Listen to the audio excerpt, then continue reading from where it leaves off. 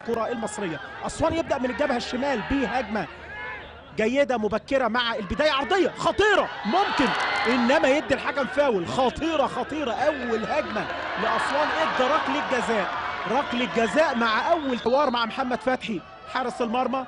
باسم جول باسم عيد أول أحد أندية القسم الثاني، ومعاه برضه محمد فتحي الحارس الثاني جاي من النادي المصري. حطها حلو قوي يا ولد يا لعيب باسم عيد.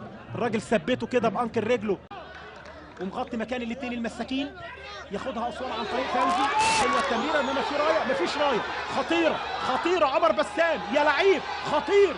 مهاب مش ممكن جول مهاب سعيد خطير شرير يا ولد. يكون القرار سليم. ادي اللعبه. هل الاول كان الراجل موقفه مظبوط؟ ادي عدى وراح ويا ولد على وش الرجل. هنشوف كان عمر بسام متسلل ولا موقفه سليم.